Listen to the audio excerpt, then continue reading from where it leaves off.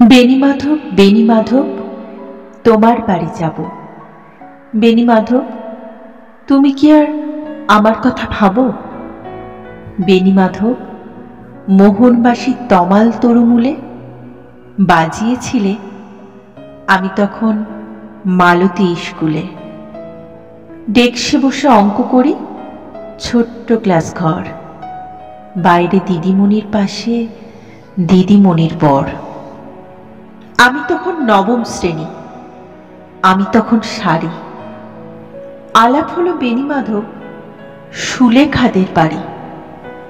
বেণীমাধব, বেণীমাধব, লেখাপড়ায় ভালো, শহর থেকে বেড়াতে এলে আমার রং কালো।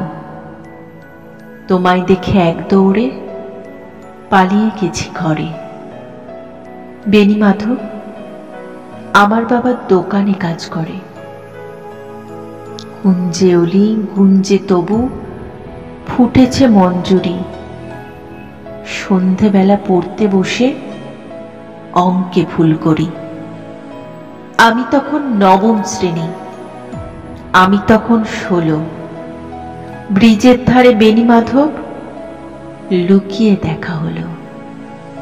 বেণীমাধব, বেণীমাধব, এতদিনের পরে সত্যি বলো, সেসব কথা এখনো মনে পড়ে? সেসব কথা বলেছিলে তুমি তোমার প্রেমিকাকে। আমি কেবল একটি দিন তোমার পাশে তাকে দেখেছিলেম আলোর নিচে, অপূর্ব সে আলো। স্বীকার করি, দুজনকে মানিয়েছিল ভালো। জুড়িয়ে দিল চোখ আমার, পুড়িয়ে দিল চোখ। বাড়িতে এসে বলেছিলাম ওদের ভালো হোক। রাতে এখন ঘুমাতে যাই একতলার ঘরে, মেঝের ওপর বিছানা পাতা, জ্যোৎস্না এসে পড়ে। আমার পরে যে বোন ছিল চোরা পথের বাঁকে মিলিয়ে গেছে, জানি না আজ কার সঙ্গে থাকে। আজ জুটেছে কাল কি হবে, কালের ঘরে শনি। আমি এখন এই পাড়ায় সেলাই দিদিমণি।